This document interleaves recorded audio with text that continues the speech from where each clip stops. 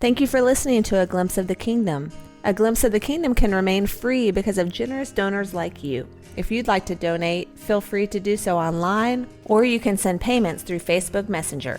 Don't forget to tell your friends about it so that they can enjoy this ministry as well. Be sure to subscribe so that you don't miss any podcasts. You can listen to my daddy every single day, like in the gym, in the car, or just at home. Glimpse of the Kingdom is awesome!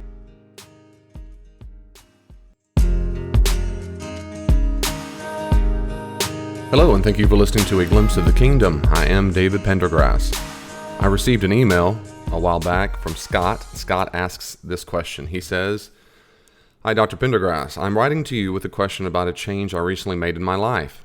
I have been going to the same church for a very long time, but recently I switched to a Methodist church in my hometown because my wife and I felt that we needed to be available to do ministry work in our hometown.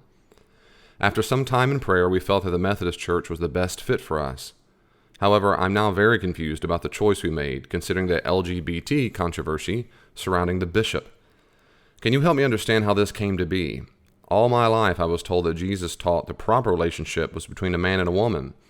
This has been the church teaching for thousands of years. Now I'm being told that that was all wrong. Well, what else are we wrong about?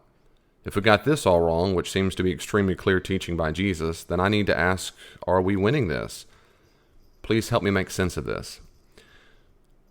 And he says, "Regards, Scott." Well, Scott, that's a great question. And I respond to this question because it is a good one and it's a common one. And I want to address this on a few levels. One is, to be very clear, I've worked at two Methodist churches. I've studied Methodism in my master's and my PhD, but I am not a constant practicing Methodist. So I'm not pretending to be completely in the know. I've not been to the general conferences they have. I did years ago, but it's been a long time. So I'm kind of, in that sense, out of the loop. Now all I know is what I read and what I ask other Methodist pastors and friends what's going on in their world. As far as what happens particularly Methodism, Methodists around the world don't agree on this issue, though most of them, as far as I understand, do have the same view. For example, in the Methodist Book of Discipline, it says that God gives the gift of sexuality as a gift. It's a gift of sexuality, but it's within the boundaries of covenanted monogamous heterosexual marriage. And therefore, they don't ordain or allow practicing homosexual lesbian relationships. But again, there are some in the last few decades who have been arguing that that should be changed. That the Book of Discipline, the major go-to kind of like second Bible of the Methodist, it should be changed.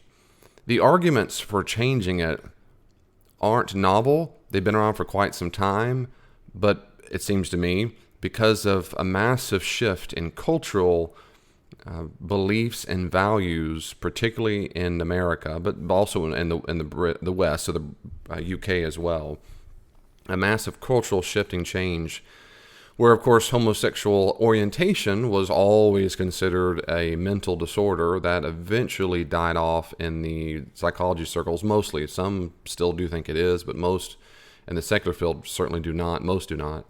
And then when it gets taken out of the DSM, the Bible of psychiatry, of psychology, when that gets taken out, it changed a lot. And then, of course, now it comes to the next step is to make it legal with the government. When that happens, slowly but surely it changes the cultural mindset. That's very important because what happens in homosexual orientation and in marriage and in behavior, it's a very good test case of what happens as people change their value system based on what they see as authoritative. See, for a long time in cultures in the West, the Bible was the chief authority. And so decisions were chiefly made based on biblical precedent. Now, they were disagreeing on interpretation. My goodness, denominations, in fact, it's very sad and pathetic to me that we have so many different denominations. But people disagree on interpretations. But what most churches historically have always agreed upon is that the Bible itself is the chief authority. But a lot of churches now these days have died off on that. The Bible is not the chief authority. In the Protestant church, now the Roman Catholic Church, the Bible has never been the chief authority. The church tradition has been the chief authority, and the Bible comes second. But in the Protestant church, it's been the chief authority. So what some people have done is thrown that out and say, no, now what the chief authority is what the government says, or what is legal, or what a psychiatrist, psychologist might say. But then there are other people who do believe the Bible is the chief authority. They just don't interpret the same. And so what I do is I give people the benefit of the doubt, typically amongst Christians, and assume they do respect the Bible. They just come to different interpretive conclusions.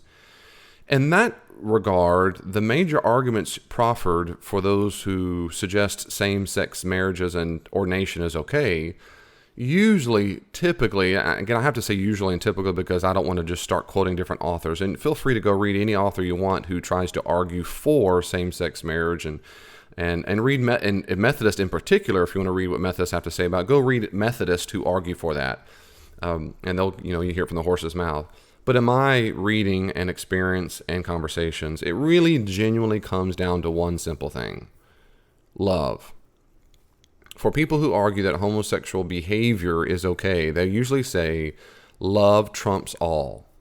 That Jesus' number one message was love, and that beats everything. So every single ethical exhortation in the Bible is relegated. It is tempered because the chief thing has to be love. So anything we do or say toward anybody else, if it is not loving, that is a sin.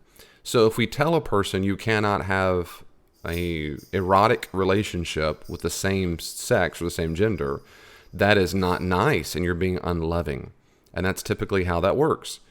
A second major argument they're going to make is that, but usually love is the number one, in my experience. The number two most common argument to say the New Testament, the Bible in general, isn't applicable, is that the references about homosexual behavior, they would say, are only in relationships where someone's being exploited or victimized.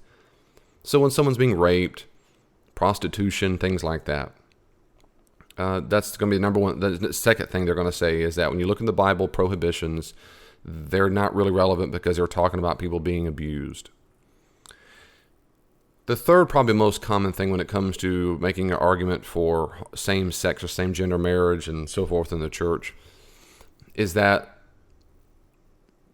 it furthers, I'm thinking how to say it, it furthers the horrible things that gay people go through. So if you say that if you say it is immoral for the same sex or same gender to do something sexual with the other same sex or same gender, you are helping them go hurt themselves or commit suicide. That is a message of hate. I've heard this many times in debates with people. I mean, many times, not my debating, listening to other debates, and sometimes when people talk to me as well, that to say anything besides everything you do and everything you are is perfectly good and okay, it means you are spreading a message of hate. And so it's a way to turn it, to keep a value system of morals, but just, of course, turn it against you and your view. In my experience, those are the top three things that are used over and over and over in this discussion. Now, I have written blogs on my views of homosexuality. I've done podcasts on it. So I'm not going to really share those now, but feel free to go to my blog, and you can even search in the word same-sex or homosexual, and you'll see what my views are. But very briefly, I think those three reasons are very uncompelling. They're unconvincing on historical levels. I have no personal agenda against gay people. I've been friends with gay people. I know gay couples. I'm super, super nice to them, as nice as I am any straight person. I've never once stoned a person who disagreed with me. I also can break bread with fellow Christians who disagree with me on this issue. I just don't find it compelling at all. And what I find by far the most compelling is what you allude to, which is the teaching of Jesus. That is what Jesus himself says about marriage. Some people read what Jesus says about marriage, particularly in Mark, Matthew, and Luke, but I just go to Matthew 19 because it's the fullest treatment. In Matthew 19, what they usually say is, that's not about gay marriage. It's not about gay marriage. To which I say, you're right. It's about all marriage. And so anything that's not male and female together, to any Jew throughout the history of Judaism and Christianity, besides the last couple decades maybe, anything else would be considered an egregious sexual sin. So instead of going through all those things right now and responding to all of them, like I said, you can just listen to other podcasts or blog if you'd like to, and that might help. The other thing I want to address is your concern at the end of the paragraph that's really, I'm with you, brother, that has really bothered you, that is, well, what else are we wrong about? And if we got this wrong, then what do I do? Well, first I would say, of course, is I'm not sure exactly what your views are, but for a wider audience, let me say, if you find yourself, because I've heard this several times before, they'll say something like, David, I've been taught all my life that blank is real, all my life blank. And then when we have a Bible study, realize it was never there. Or I'll say, look it up in the Bible and tell me if that you find it. And they'll come back and say, I didn't find it anywhere. And it's a very troubling existential experience to have, to think you've been taught something all your life and then it's not there, it's not true. Some people deal with that by going, oh, that's a bummer, or, wow, I didn't know I was believing something false. And they kind of get over it. But for a lot of people, it is a greater existential crisis. For them, it calls into question all kinds of things. Well, if that's not true, then what about this? And what about this? And what else is not true? I have especially found that to be the case with people who already are on the outskirts of Christianity. Like if their faith is kind of shaky, their trust is already shaky, this stuff it can be really bad for them. So Scott, just in case this is for you, or maybe anyone else in the audience, let me encourage you as clearly as I can, please do not abandon Christianity because some people teach things you've never heard before. Please do not do that.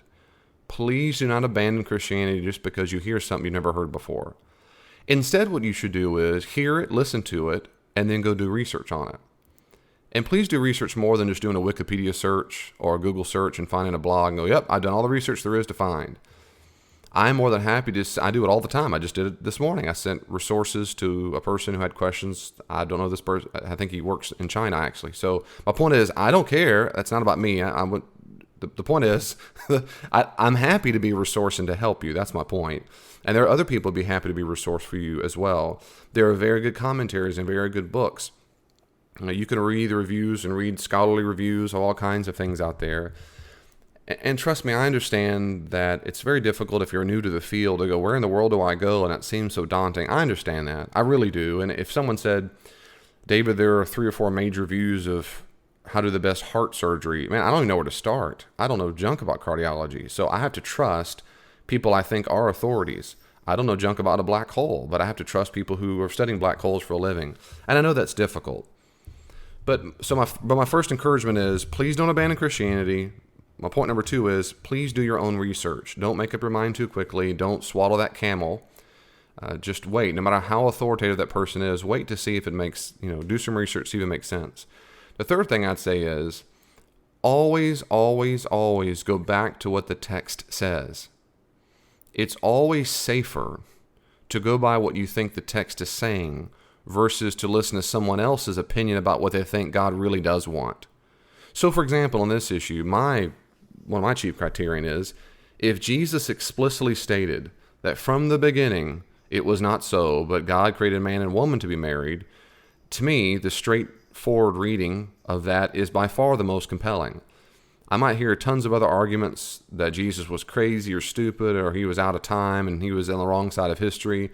And I've heard those kinds of things. Okay, I just don't find that compelling. I'd rather be wrong by siding with Jesus and think that I'm siding with Jesus than I am trying to side with the government or side with my culture or side with my denomination or side with my pastor. I'd rather stick with Jesus no matter what. So that really is, really, that's one of my tips. So if you find yourself in a church where they seem to routinely not really care what Jesus said, go ask the pastor, go ask the leader who said it, and sit down with them, have coffee with them, and say, hey, I'd just love to have a conversation. And can you tell me more? Why do you think that? Why is this okay to have the same sex? I know a guy locally who's at a local church. In fact, it was a Methodist church not long ago, and they hired now I don't remember, gay or lesbian, I think it was youth pastor, and they were handing out gay pride pins, like to put on your lapel and stuff. They were handing them out to the congregation, and everyone had to wear it. And they were having like gay pride Sundays and all this stuff. And finally he left. He said, I just couldn't do it anymore because I didn't support all that. And several people felt that way. And this is a while back. But anyway, and I said, did you ever talk to anybody? He said, no, I just left. And I'd been really intrigued to hear if he had gone and talked to the people and said, can you tell me why it is you think that? Just make an argument. You're just having a conversation. You're not going there with the guns loaded. You really are saying, help me understand. Write it down. Write down their arguments. Write down their reasons. And then go do some research. But that way we're having conversations and we're not, name calling and, oh, you're just a liberal this and whatever. We're just really trying to hear a person's view, and we're respecting it as having a view. And but at the same time, of course, we might just disagree with them. We might just say, I don't find that compelling, and I've done my research, and I don't think the Bible teaches that, and I don't think that's the way it should be interpreted. So those are some quick thoughts. I do want to encourage you, Scott, and everybody who's listening. Of course, these are great questions, and keep asking them. What I really appreciate about several things about your question, Scott. One is that you're taking it seriously. You're thinking about theology. You're thinking about what Jesus says, and that's very good. And I want everybody to be like Scott in that regard, to think clearly about these things. Don't just be a lemming. Don't just listen to it just because the preacher or anybody says it, and you just kind of, okay. Go back to the text. Go back to the text. Spend a little energy doing some research. This stuff matters, right? It matters very, very much. Jesus and their other authors in the New Testament took false teaching and false prophecy very, very seriously. Jesus said, if you calls me these little ones, and little ones means a disciple in Matthew's gospel. If you calls one of these little ones to sin, it's better to get a millstone around your neck, throw yourself in the water. So he took that very seriously, that we don't teach false things. So I really always hope you'll analyze and everything. Those of you who listen to my podcast on a regular basis, do the same thing. Go back to the text if you don't believe me. Go back to the text. You have questions, or David, can you explain more here? I'll do my best to explain it, and maybe we disagree. That's okay, but what we can agree is that the Bible is chiefly authoritative in our lives, and we just maybe come to different conclusions, and that's fine. But anyway, Scott, don't give up, brother. And if the Methodist Church, Baptist Church, Pentecostal Church, non-denom church, whatever church, if they ever teach something that's against what Jesus taught routinely, then, brother, my encouragement is talk to the people, talk to the leaders, hear their arguments, hear their hearts and minds. If you simply cannot agree, you need to find another church. You need to find a church where they actually speak from the Bible, and the Bible is the chief authority, and they don't radically misinterpret it, or rather interpret it in a way that goes against the grain of thousands of years of church interpretation. But again, I wouldn't go there first. I don't like when people just jump ship from a church immediately. They need to talk to the leaders and try to have a conversation with them. That's my opinion. All right, brother, keep up the good work. God bless you, and I'll see you next time. Thank you so much for listening to the podcast. I really do hope that you enjoyed it. I hope you'll listen more. If you want more, go to davidpendergrass.com. There are tabs at the top that let you have access to all the podcasts I've recorded, to sermons I've done, books I've written. They're all there at davidpendergrass.com. You can also check me out on Facebook, facebook.com/glimpse of the kingdom, facebook.com/glimpse of the kingdom. And also look at my Twitter feed at Glimpse the King, or at Dr. D. Pendergrass, at Dr. D. Pendergrass. There's tons of ways to reach out. I hope you will. Send me your questions, send me your comments. If you'd like to support the ministries of Glimpse of the Kingdom, you can also find ways to give online on davidpendergrass.com. If you'd like for me to come and do some consulting, check out my website, davidpendergrassconsulting.com, and I'll be happy to come out and speak to your organization and help and train any way I can. God bless you. See you online.